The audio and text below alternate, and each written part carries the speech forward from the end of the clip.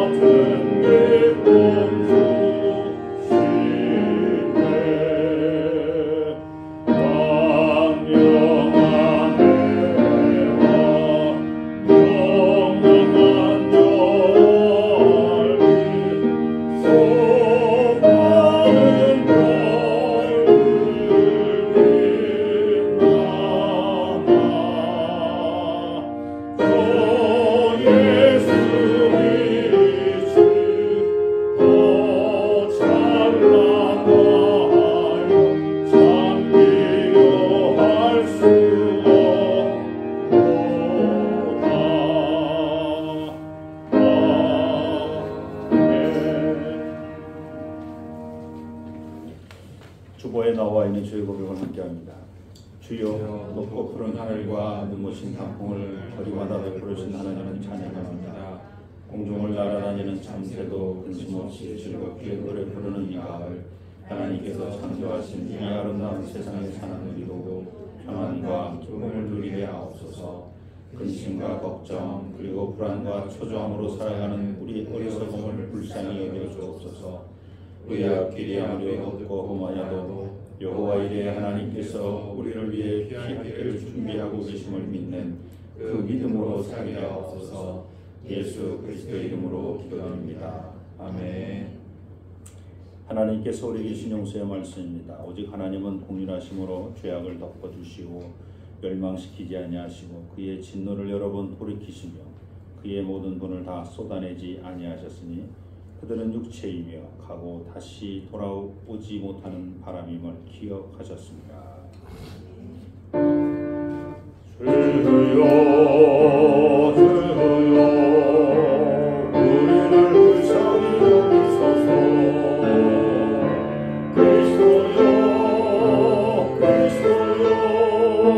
우리를 불쌍히 여기소서. 그리스도여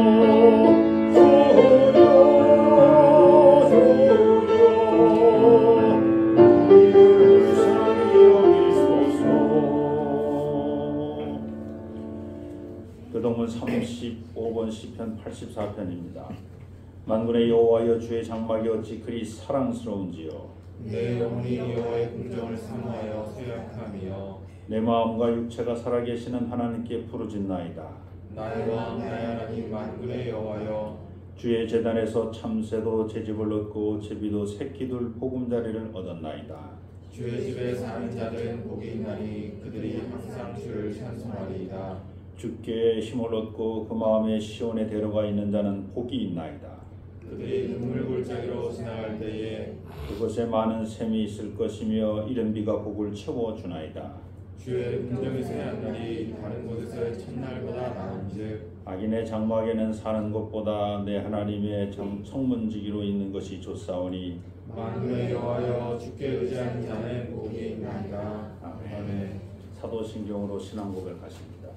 전능하사 천지를 만드신 하나님 아버지를 믿사오니 그 외아들 우리 주 예수 그리스도를 믿사오니 이는 성령으로 인하사 성령 마리아에게 나시고 본디오 빌라도에게 고난을 받으사 십자가에 못 박혀 죽으시고 장사한 지 사흘 만에 죽은 자 가운데서 다시 살아나시니 하늘에 오르사 전능하신 하나님의 하나님께 계시다가 저리로서 산자와 중자를 신하러 오시고 성령을 주사오며 거룩한 공의와 선물과 서로 교통하는 것과 죄를 사하여 주시는 것과 몸을 하시는 것과 영원히 사는 것을 믿사옵나이다. 아멘.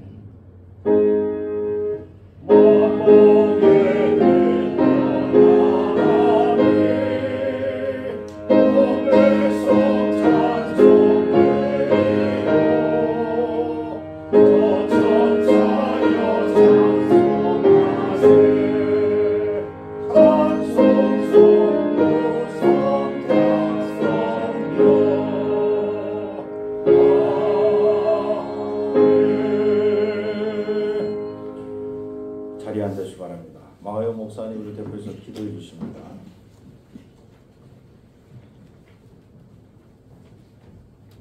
기도하겠습니다. 권능하신 사랑의 하나님, 오늘도 예배당에 나와 주님께 신령과 진정으로 예배를 드립니다. 우리 예배를 받아주시고 귀한 말씀의 은혜, 지난 한 주간 지은 죄에 대한 속죄함의 은혜를 허락해 주시옵소서. 지금 여기에 우리와 함께 임재하여 주시옵소서. 세상과 나라가 하수상한 가운데 이 민족이 감당해야 할 사역은 점점 늘어만 갑니다. 적재적소에 당신의 사람들을 세워가시고 하나님의 나라와 의가 충만한 대한민국으로 만들어 가시옵소서. 이 땅의 교회들 역시 각자의 사명과 본연의 임무를 깨달아 하나님이 역사하시는 그 한복판에서 그리스도의 향기를 퍼뜨리고 그리스도의 편지를 전하는 거룩한 백성으로 나아가게 하여 주시옵소서. 지난 시간 국가에 큰 사고가 날 때마다 이단과 사이비들이 연루되었다는 이야기가 매스컴을 통해 심심치 않게 들려옵니다. 소위 정통을 자처하는 이 땅의 교회들이 하나님을 사랑하고 이웃을 사랑하라는 대계명을 가장 우선하여서 이상한 곳에 가서 자신의 인생과 시간과 물질을 낭비하는 사람들이 없게 하여 주시옵소서. 이단과 사이비의 미혹함에 넘어가는 이들이 없게 하여 주시옵소서. 우리 교회의 지체들 모두를 지켜 주시옵소서. 특별히 우리 교회 100주년이 얼마 안 남았습니다. 이를 위해 수고하는 손길들을 기억하셔서 하나님께 영광 돌리는 100주년을 맞이하게 하여 주시옵소서. 오늘 말씀을 전하시는 담임 목사님과 함께 하셔서 오늘도 주의 영광을 충만하게 누리는 예배가 되길 원합니다. 우리 주 예수 그리스도의 이름으로 간절히 기도합니다. 아멘. 하늘에 계신 우리 아버지여,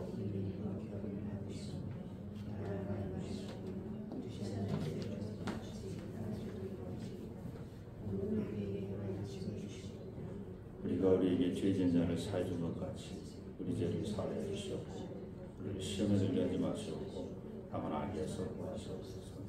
나라와 권세와 영광이 아버지께 영원히 있사옵나이다. 아멘. 오늘 이 아침 우리에게 주시는 하나님 말씀입니다. 누가복음 20장 신약성경 27절부터 38절입니다. 신약성경 누가복음 20장 27절로 38절 말씀을 제가 공독합니다.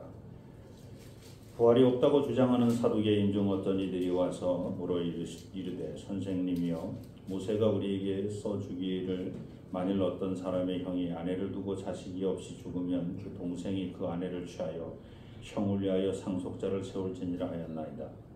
그런데 칠형제가 있었는데 마디가 아내를 취하였다가 자식이 없이 죽고 그 둘째와 셋째가 그를 취하고 일곱이 다 그와 같이 자식이 없이 죽고 그 후에 여자도 죽었나이다. 일곱이 다 그를 아내로 취하였으니 구할 때에 그 중에 누구의 아내가 되리까? 예수께서 이르시되 이 세상의 자녀들은 장가도 가고 시집도 가되 저 세상과 및 죽은 자 가운데서 부활함을 얻기에 합당히 여김을 받은 자들은 장가가고 시집 가는 일이 없으며 그들은 다시 죽을 수도 없나니 이는 천사와 동등이여 부활의 자녀로서 하나님의 자녀입니다. 죽은 자가 살아난다는 것은 모세도 가시나무 떨기에 관한 글에서 주를 아브라함의 하나님이여 이삭의 하나님이여 야곱의 하나님이시라 칭하였나니 하나님은 죽은 자의 하나님이 아니요 살아있는 자의 하나님이시라. 하나님에게는 모든 사람이 살아있느니라 하시니 서기관 중 어떤 이들이 말하되 살았느니라 하시니. 아멘. 아멘. 591장 찬송입니다. 591장.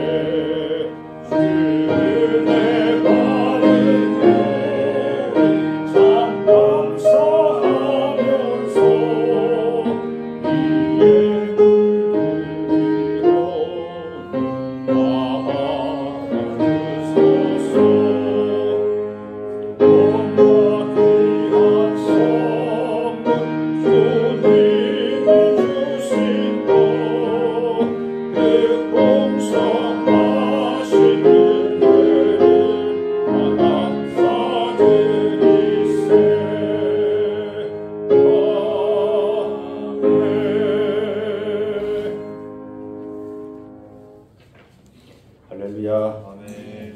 옆 사람과 인사하십시오. 잘 오셨습니다. 잘 오셨습니다. 부활을 믿지 못하는 사람들에게 라는 소제목을 붙여봤습니다. 죽은 것 같았던 오래된 고목나무에 싹이 나고 꽃이 피었습니다. 그러면 그 나무는 부활했다라고 말합니까? 그렇지 않습니다. 딱딱한 껍질에 쌓인 호두가 있습니다. 그 껍질이 죽은 마른 나무보다 더 단단합니다. 그런 호두를 땅에 심었더니 싹이 납니다. 그러면 호두가 부활한 것입니까? 아닙니다. 아무 움직임도 없고 딱딱한 껍질에 쌓인 알에서 새들이 부화되어 나옵니다. 그러면 새들은 이제 처음 태어난 것입니까? 아니면 처음부터 부활한 것입니까? 우리의 주변을 살펴보면 더 많은 부활을 주제로 삼을 만한 이야기들이 많습니다. 예를 들면 커피는 나무에서 따서 그 과육을 없애고 그 씨를 선별하는 과정에서 한 번 죽는다고 합니다. 그리고 씨를 바짝 말리는 과정에서 2번 죽고 그 말린 씨를 시커멓게 태우고 볶는 로스팅하는 과정에서 3번째 죽고 그리고 그 볶은 원두를 분쇄기 혹은 믹서기에 적당한 크기로 갈 때 4번째 죽는다고 합니다. 그러므로 우리가 마시는 커피는 최소한 4번 죽음을 넘어서 다시 살아나야 우리가 마시는 커피가 된다는 겁니다. 커피만 그러겠습니까? 우리가 먹는 밥도, 빵도, 면류 등 곡물을 통해서 만들어진 모든 음식은 이와 비슷한 과정을 다 거쳐야 제대로 된 먹거리가 돼서 우리의 입으로 들어오는 것입니다. 또한 우리가 먹는 식품 중에는 발효식품이라는 것이 있습니다. 된장, 고추장, 간장, 또 온갖 젓갈들, 그리고 누룩으로 담는 모든 주류들, 이 모든 것들이 다 죽었다가 살아나야 되는 것들. 본래 상태, 본래 재료의 상태와는 발효된 그 음식과는 전혀 다른 성질이 되어져 있다는 것이죠. 자, 그런데 이런 음식에 부활이라는 단어를 사용할 수 있습니까? 사람은 어떻습니까? 전혀 사람 같지 않았던 사람이 사람 같은 사람으로 변화되었습니다. 이게 사람 같지 않은, 갑자기 충격을 받아 사람 같은 사람으로 바뀌었어. 그런 사람을 본 적 있습니까? 만약에 그런 사람을 보았다면 우리는 그 사람을 향해서 야, 저 사람 부활한 사람이야 라고 말할 수 있습니까? 아닙니다. 따지고 보면 사람도 어려서부터 수많은 환골탈태를 거쳐서 오늘의 우리의 모습을 만듭니다. 우리 어렸을 때의 사진을 한번 보십시오. 어렸을 때의 키, 예? 우리 해나의 모습, 여러분 이제 손자 손녀들 이렇게 조그만 그 모습이 자라서 이 모습이 됐는데 그때 사진하고 이때 사진을 갖다 비교해 보면 그놈이 그놈이라고 알아보겠습니까? 제 100일 때 사진, 예? 제 돌 때 사진을 이렇게 쳐놓고 보면 이게 나인지 형인지 동생인지 또 누군지 아니 뭐 김씨인지 박씨인지 이씨인지 최씨인지 알아보겠습니까? 100일 때 사진 보면 돌 때 사진만 해도 잘 못 알아볼 거예요. 근데 그런 사람이 지금 이 모습으로 바뀌었어. 그러면 지금 제가 부활한 겁니까? 그렇지 않습니다. 요한복음 3장에 등장하는 바리새인이며 공행을 했던 니고데모의 주장처럼 오늘 우리의 모습으로는 다시 어머니 뱃속으로 들어가 거듭날 수 없습니다.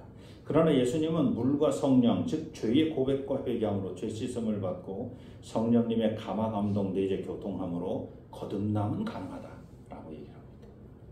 거듭남은 가능하다. 근데 거듭남이 부활이냐? 이건 또 다른 문제라는 거죠. 거듭남은 가능하다. 많은 신학자들이 거듭남은 부활의 단초, 부활의 맛을 보는, 부활이 뭔지를 깨닫게 하는 하나의 전거, 시작점, 출발점에 불과하다. 부활은 영원한 생명에 이르는 마지막 땅에서 부활이 딱 되면 그 다음부터는 이제 새로운 진짜의 삶이 시작되는 거죠. 낙타가 바늘기로 들어가는 것보다 더 어려운 일이지만 부자가 하나님 나라에 들어갈 수 있게 만드는 그런 놀라운 일은 사람은 할 수 없습니다. 그런데 하나님은 하실 수 있다고 예수님께서 말씀하십니다. 이렇게 우리가 회개함으로 물로 씻음을 받아 거듭나고 성령의 능력을 덧입어서 거듭나 새 사람이 되는 것이 확실하다면 그 거듭남이 부활입니까? 그렇지 않다는 겁니다. 부활에는 정확한 특징이 있다.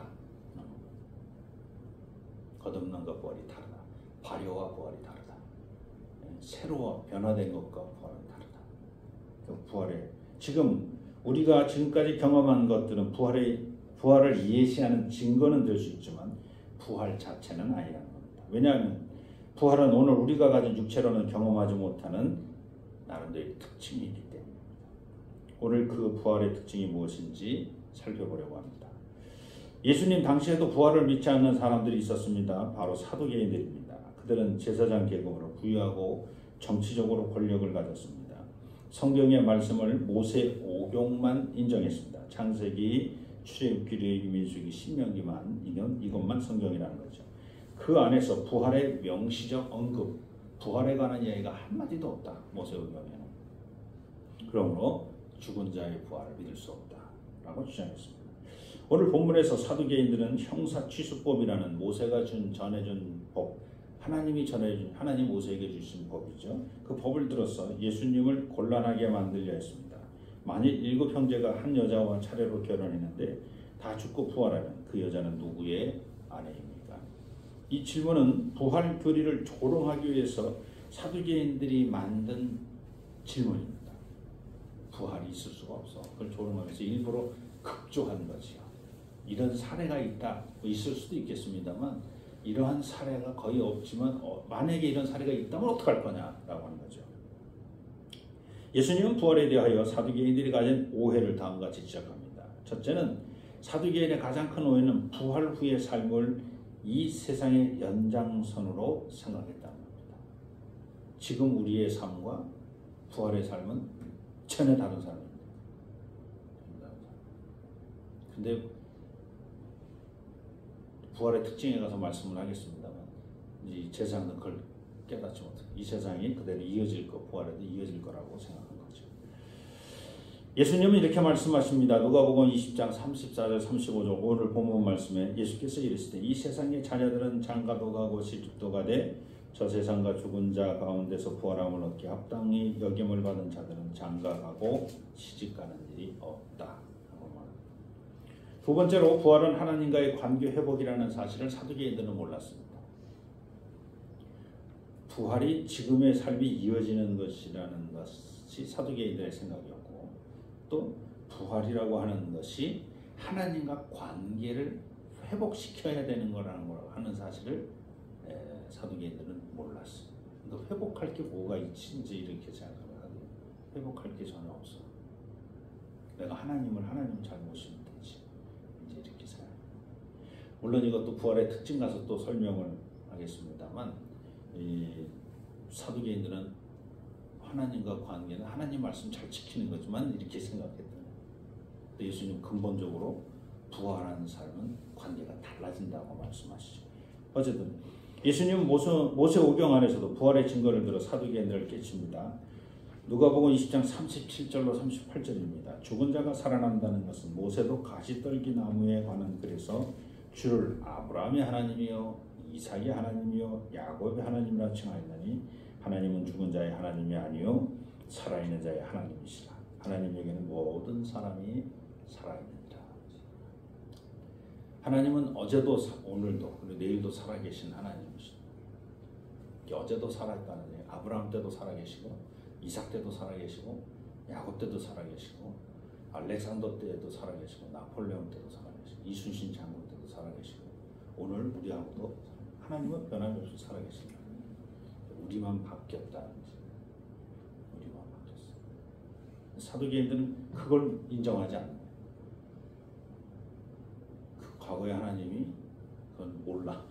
지금 내가 믿는 하나님만 앞으로 하나님 그건 몰라. 지금 내가 섬기고 있는 하나님만 하나님이야 라고만 생각하는 하나님을 자기의 시간 안에 자기의 공간 안에 묶어버려. 이게 이제 사두개인들이 가졌던 한계죠. 이제 예수님께서 말씀하신 부활의 특징을 살펴봅니다. 36절 말씀. 우리 다 같이 한번 36절 한 목소리로 한번 읽어보겠습니다. 그들은 다시 죽을 수도 없나니 이는 천사와 등등이요 부활의 자녀로서 하나님의 자녀이라. 세 가지가 나오는데 첫째는 다시 죽을 수 없다. 이게 부활의 특징 중에 첫 번째 특징입니다.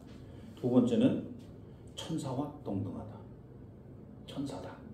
천사, 그러니까 엄밀하게 천사라는 개념은 좀 다릅니다. 어쨌든 천사와 동등하다. 천사와 같다. 세 번째는 이제는 하나님의 자녀다. 이게 중요합니다. 이제 내가 너희를 다시는 피조물이라 말하지 않는다. 이제 다시는 내가 너를 창조물이라 말하지, 내가 너를 지었다고 말하지 않고 내가 너를 낳았다라고 말하겠다. 다르죠? 피조물과 하나님의 자녀는 전혀 다릅니다. 이제 하나씩 설명하고 오늘 말씀 마치려고 합니다. 첫째, 부활은 다시 죽을 수 없습니다. 그러므로 신구약 성경에서 죽었다가 다시 살아난 많은 이야기의 주인공 중에 예수님을 제외하고 다른 사람은 부활한 게 아니에요. 예수님 말고는 그냥 죽었다 살아난 거예요. 그걸 부활이라고 말하면 안 돼. 지금 우리가 말하는 부활의 첫 번째 특징은 살아났어? 그럼 다시 죽으면 안 돼. 근데 신구약 성경에서 다시 살아난 사람 이야기는 많아. 근데 이 사람이 지금까지 살아있다는 얘기는 아무 말도 없어. 지금까지 살아있어야 돼. 근데 지금까지 살아계신 분은 오직 예수 그리스도 한 분밖에 없다는 거죠. 다시 살았는데 지금까지 살아있는 사람, 다시 생명 안에, 영원한 생명 안에 있는 사람은 없다. 부활은 다시 살아났으면 죽음을 몰라. 죽음이 이제 없어야 돼. 죽음을 이겼으니까, 사망 권세를 이겼으니까 영원히 살아야 돼. 영생을 누려야 돼. 하나님이 영원하신 분, 영원히 살아계신 분, 우리도 영원히 살아야 돼. 그게 부활한 사람. 그러니까 예를 들어서 엘리야가 살려낸 사르밧 과부의 아들, 또 엘리사가 살려낸 수넴 여인의 아들, 모압 전쟁 중에 이스라엘 백성이 많이 죽었어. 근데 엘리사의 무덤이 훼손이 됐어. 전쟁 중에 훼손이 되는데 엘리사의 뼈에 닿은 시체, 엘리사의 무덤에 이제 시체를 갖다 던졌는데 엘리사의 무덤이 훼손이 돼서 뼈가 드러나는데 뼈에 닿았어, 시체가. 그 사람들이 살아났어. 이게 열왕기하 13장에 나와 있는 얘기니까 제가 일부러 지어낸 얘기는 아니고, 이런 얘기도 있었나? 이런 얘기도 있었습니다. 예수님께서 회당장 야이로의 딸을 또 살리고, 나인성 과부의 아들을 살리고, 가버나움 베다니에서 나사로, 자기 친구 나사로를 살리시고, 베드로가 요바에서 도르가라고 하는 다비다를 살리고, 바울이 트로아스에서, 드로아라고 하는 새 한글 성경에서 트로아스에서 살린 청년 유두고를 살립니다. 이건 다 부활한 게 아닙니다. 왜냐하면 이들 모두는 다시 죽었기 때문에. 부활은 다시 죽을 수 없습니다. 부활한 생명은 불멸의 생명이기 때문입니다. 부활한 사람은 더 이상 죽음에 의해 단절되지 않고 하나님의 영원한 생명 안에 하나님과 더불어 살아갑니다. 그래서 바울은 고린도전서 15장 20절에서 이렇게 말합니다. 이제 그리스도께서 죽은 자 가운데서 다시 살아나사 잠자는 자들의 첫 열매가 되셨다. 예수 그리스도 외에는 부활한 사람이 없다. 두 번째, 부활의 특징은 천사와 같다는 것입니다. 천사는 천사를 그대로 한자로 그대로 번역하면 하나님의 사자예요. 하나님의 사자. 사자라고 하는 말은 사명을 맡은 사람. 사명을 맡은 사람. 받은 사명이 자기가 스스로 감당해야 될 사명이면, 너 저기 가서 밭을 갈아라 라고 한 사명을 받았으면 자기가 그 밭을 갈면 살아. 그런데 내가 받은 사명이 너는 가서 마리아에 가서 네가 남자를 알지 못해도 아이를 낳을 것이라고 고지를 해라 하면 그 천사는 가브리엘처럼 가서 자기 사명을 하는 거예요.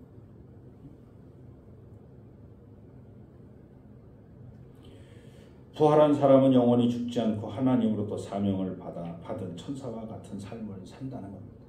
부활한 사람은 천사와 같다라고 하는 말은 뭐냐면 자기 사명을 알아. 내가 뭘 해야 될지 알아. 하나님께서 내게 왜 나를 부활시켜 주셨는지. 부활한 사람은 천사와 같으니까, 천사는 말 그대로 사명을 받은 자, 사명을 아는 자야, 사명을 감당하는 자야. 그러면 우리가 부활했으면 자기가 뭘 해야 되는지를 알아. 그래서 부활한 사람은 자기가 뭘 해야 되는지 알기 때문에 그 일을 하고 있어. 하나님의 영광을 영원토록 하나님 나라를 위해서 하나님의 뜻을 이루며 살아가. 그 사람이 부활한 사람. 자기 사명을 아니까 사명을 감당해야지. 자기 사명을 감당하고 천사와 같이 사명을 감당하고 살아가는 사람이 그게 부활한 사람이야. 내가 뭘 해야 될지도 모르겠어. 맨날 자기가 어떤 달란트를 받았는지 몰라서 땅에 묻어놓고 살아. 그리고 땅에 묻어놓는 것도 평생 묻어놓고 사는 사람도 있고, 어떤 사람은 넣었다가 늦다. 이런 사람도 많아. 땅에 묻었다가 아휴 그래 지금 좀 한번 써볼까. 다시 꺼내가지고 아휴 내가 받은 사명인데 그래도 한 며칠 동안 한번 해볼까. 그럼 그 사명했다가 아우 너무 힘들어. 그리고 다시 땅에 또 묻어. 다시 또 묻어놨다가. 응? 한 달란트 받은 사람만 야단치지 말고 여러분은 한 달란트 받은 사람도 또 못되게 살고 있다고 생각하면 돼. 하나님부터 받은 사명이 내게 있을 텐데 달란트가 있는데 그 달란트를 쓸 생각을 안 해. 사용할 생각을 안 해. 그냥 묻어놨고 꺼냈다가 놨다 꺼냈다가 놨다 이러고만 있습니다. 그걸 써야지. 그걸 나눠야지. 그것을 함께 이웃과 하나님 뜻을 하나님 나라를 세워야지. 부활한 사람은 영원히 죽지 않고 하나님으로부터 사명을 받은 천사와 같은 삶을 된다는 것입니다. 삶을 살게 된다는 겁니다. 그러므로 오늘 하나님께서 우리에게 달란트라는 사명을 주신 이유는 부활 이후의 삶을 미리 경험하게 하시는 하나님의 은혜임을 깨달으시기를 축원합니다. 오늘 우리에게 뭐 사명이 내가 이거 하나님께서 내게 이런 사명을 주신 것 같아라고 느낌이 왔으면 이제 부활할 가능성이 있는 거죠. 부활을 미리 경험하게 하시는 거예요. 자기 사명을 알았어. 벌써 하나님이 너를 부르신 소명을 네가 알았어. 의식을 하나님께서 내게 이런 일을 하라고 맡기신 것 같아라는 그 깨달음이 왔어. 이 사람은 분명히 부활할 가능성이 있는 거. 부활을 맛보게 하시는 거니까. 세 번째, 부활의 특징이 있습니다. 하나님을 아버지로 모시는 하나님의 자녀입니다. 부활한 사람은 더 이상 인간적인 혈육의 제한이나 세속적 욕망에 얽매이지 않습니다. 그들은 하나님의 생명에 참여한 존재, 곧 하나님과 연결된 하나님의 자녀가 됩니다. 예수님은 부활한 사람을 하나님의 자녀라고 부르는데 이것은 단순히 존재의 변화만이 아니라 관계의 변화를 뜻합니다. 내가 이제는 너를 다시는 피조물이라 여기지 않겠다. 이 얘기입니다. 내가 이제 내가 만들었다. 이렇게 말하지 않겠다. 내가 너를 만들었다. 넌 내가 만들었으니까 내가 너를 만들었어. 냉장고 내가 쓰다가 불편하면 버리면 되는 거지 뭐. 이제 이런 관계가 아니라는 거야. 부셔버리면 되지 뭐. 다시 만들면 되지 뭐. 이제 이런 관계가 아니라 내가 너를 만들고 뭐 이런 관계가 아니라 내가 너를 낳았다. 내가 너의 아버지고 네가 나의 아들이다. 나의 자녀다. 나의 딸이다. 나의 모든 것을 네가 다 이어서 네가 다 받아야 될 사람. 상속자가 되었다. 이제 가족이 되었다. 이제 이런 얘기를 하는 겁니다. 또 대단하지 않습니까? 부활했다라고 하는 거는 이거를 확실히 느끼는 거예요. 근데 지금 오늘 우리의 모습, 지금 살아가는 오늘 우리의 모습이 그걸 내가 느껴. 내가 하나님 아버지로 느껴. 그럼 저분이 부활 1순위인데 저분이 부활하면 부활이 뭔지를 깨달을 수 있는 사람입니다. 하나님을 아버지라고 느끼고 있어. 온전히 경험하고 있어. 하나님은 창조주, 내가 피조물 뭐 이런 관계가 아니라 하나님은 나를 구원해 주시고 이런 게 아니라 내가 어떤 죄를 져도 나의 모든 그 죄까지도 담당하실 나의 아버지의 모습이구나. 나의 어머니의 모습이구나. 오늘 말씀을 정리합니다. 부활은 사도계인처럼 부활을 머리로만 상상하는 신앙이 아닙니다. 부활은 생명 그 자체입니다. 생명이래 영원히 죽지 않는 생명이 부활입니다. 영원히 죽지 않는 생명으로 하나님께서 맡겨주신 사명을 감당하는 천사와 같이 살아가는 것이 부활입니다. 무엇보다 부활한 생명은 이제 하나님의 피조물이 아니라 하나님의 자녀가 되는 권세를 받게 되었다는 사실을 믿는 겁니다. 요한복음 1장 12절 13절입니다.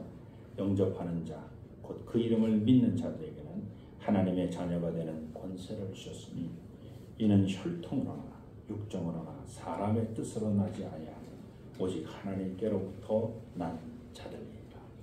하나님께로부터 난 자. 이 요한은 요한복음을 시작할 때 요한복음 첫머리에 이 말을 써놓는 거예요. 요한복음 1장 12절이요. 이게 지금 12절. 1장 1절에 태초에 빛이 있다. 뭐 이렇게 시작했던 그 아주 어마무지막지한 그 말씀이 함께 하셔서 말씀으로 지음받지 않은 게 하나도 없어. 그 세상에 그 빛이 세상에 왔지만 그 세상을 알아보는 세상에 있는 사람들이 알아보지 못했다. 뭐 이렇게 시작했던 말씀에 그 이름을 영접하는 자는 부활을 맛본다. 영원히 죽지 하나님의 자녀가 되는 권세를 줬다. 그러므로 부활은 먼 미래에 언젠가 이루어질 사건이 아닙니다. 지금 바로 이 순간에 여러분이 부활을 경험해 보지 못한다면, 부활을 맛보지 못한다면, 진정한 부활, 우리 주 예수 그리스도 같은 진정한 부활은 마지막 때 함께 주님 오시는 그날, 그 시간이라고 하는 게 우리들 시간으로는 먼 미래가 될지 뭐 언제 될지 모르지만, 그 하나님의 시간으로 본다면 바로 오늘, 항상 오늘, 하나님은 항상 살아계시기 때문에 아브라함 때도 살아계시고 이삭 때도 살아계시고 야곱 때도 항상 오늘 부활을 경험하게 하신다는 거죠. 오늘 우리에게 나타나신다는 거죠. 그러므로 부활은 오늘 경험해야 될 줄로 믿습니다. 이제 우리 모두 부활의 신앙을 가진 사람으로서 세상의 가치보다 하나님 나라의 가치를 추구하는 사람으로 살기 위해 날마다 거듭남을 통해 부활을 꿈꾸고 소망하며 살아가는 온전한 그리스도인이 되시기를 축복합니다. 기도합니다. 그 부활을 온전히 믿는 진정한 그리스도인이 되게 도와 주옵소서. 영생을 누리며 영생을 맛보며 살아가는 우리 모두가 되게 도와 주옵소서. 예수님의 이름으로 감사하며 기도드립니다. 자, 자리에서 일어나셔서 봉헌송 함께합니다.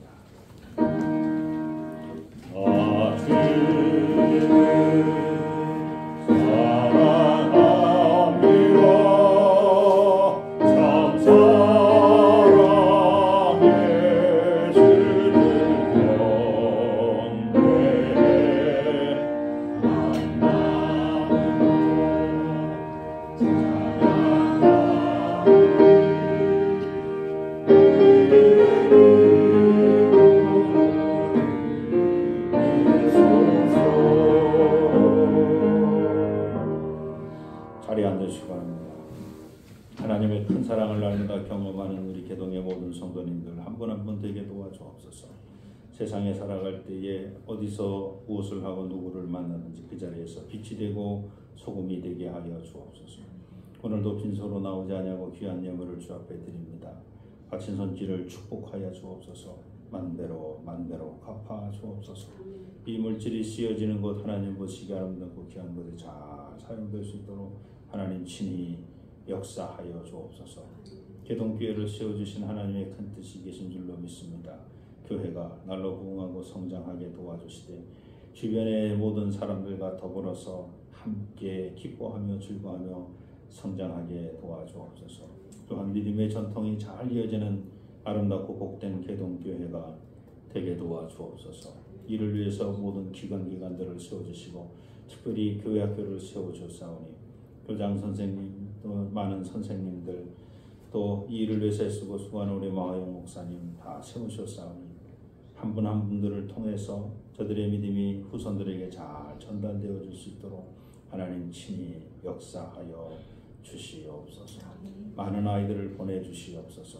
이곳에서 훈련받게 하여 주옵소서. 많은 청소년들, 청년들, 청장년 또 장년들, 노년들을 보내주시옵소서. 이곳에서 하나님 나라를 경험하게 도와 주옵소서. 육신의 질병을 주님께 맡깁니다. 치료하여 주시고 마음의 상처를 주님께 맡깁니다. 평안을 주시옵소서. 예수님의 이름으로 감사하며 기도드립니다. 교회 소식 알려드립니다. 오늘 예배에 참여하신 모든 분을 예수 그리스도 이름으로 환영합니다. 옆 사람과 다시 한번 인사합니다. 예수 그리스도 이름으로 환영합니다. 예수 그리스도 이름으로 환영합니다. 예수 그리스도 이름으로 환영합니다. 우리 주변에서 암약하는 이단을 늘 주의하시고 또 주시하시고 주의하시기 바랍니다. 전도 다 같이 한번 읽어봅니다. 나는 성령님의 권능을 받아 가족과 이웃 그리고 땅끝에 사는 사람에게 복음을 전하겠습니다. 오늘 2부 예배 후에 기획위원회로 모입니다. 당의 예산위원회 구역 일정을 상의하겠습니다. 기관별 총회 11월 원래에는 각 기관별 총회로 다들 모이고 계신 줄로 믿습니다. 그래서 총회에서 회장님이 새로 선출되시면 당의 자리에 올라와야 되기 때문에 미리 보고해 주시고 바뀌지 않았으면 그냥 두시면 되고 보고해 주시기 바랍니다. 입시생, 저희 교회 입시생이 특별히 없는 줄 알았더니 우리 안숙자 권사님 손녀딸 지한이가 벌써 고3이 되었습니다. 그래서 네? 지한이가 아니고 동생이고 정진아. 근데 정지한이라고 써놨나? 진아라고. 네, 밑에를 또 읽었군요, 제가. 죄송합니다. 정진아를 밑에 있는 교회학교 정진아로 읽어버렸습니다. 그래서 정진아를 위해서 기도해 주시기 바랍니다. 그래서 11월 13일 미리 알았으면 연초서부터 함께 같이 기도하는데 지금이라도 여러분 기도해 주시면 좋겠습니다. 또 교회학교 서울연예연합회에서 우리 종로지방 대표로 종지방이에요. 종로지방 대표로 정재한 학생이 모범원리상을 받았습니다. 축하합니다. 그래서 이따가 2부 때 또 한번 축하하도록 하겠습니다. 그래서 너무 고맙죠. 이렇게 계속 출석해주는 우리 개동교회 교회학교를 유지시켜 주시는 우리 이제 정재한 학생, 또 우리 지방뿐만 아니라 연예에 가서도 상을 받는 건 대단히 고맙습니다. 종로지방 사경에 지난주에 우리 안숙자 원사님, 총정 사모님 수료하셨습니다. 수고하셨습니다. 네, 나머지 일정은 여러분 살펴보시기 바랍니다. 특별 선물로 우리 경북 직업훈련교도소 옥중세례 우리 안숙자 원사님 100만 원을 또 공헌하셨습니다. 그래서 그 세례 받는 사람들 뿐만 아니라 또 같이 예배드리고 하는 모든 사람들을 위해서 잘 사용하도록 이제 저희가 이렇게 세례할 때 이렇게 보통 비용이 한 700만 원 정도 듭니다. 내려가고 거기 많이 들어요. 그 중에 이제 일부를 우리 안 권사님이 우리 개동교회 이름으로 헌물해 주시는 100만 원 갖고 다 해결되는 건 아니고 더 많이 드는데 그 중에 일부를 해결해 주셔서 감사합니다. 근데 여러 개의 목사님들이 가시니까 그 교회에서 뭐 50만 원, 100만 원 다 해서 가는데 저희는 50만 원만 하려고 했었는데 아무튼 다 해주셔서 감사합니다. 네, 또 다른 광고 있습니까? 네, 없으시면 우리 다 자리에서 일어나셔서 11월 파송의 찬송 악보대로 드리겠습니다.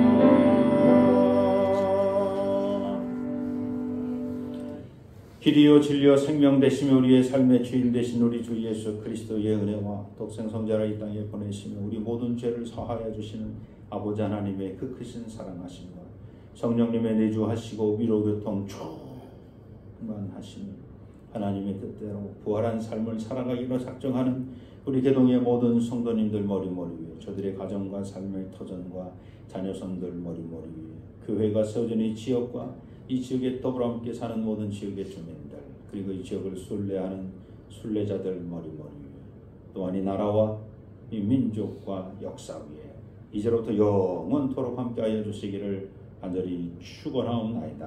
아멘.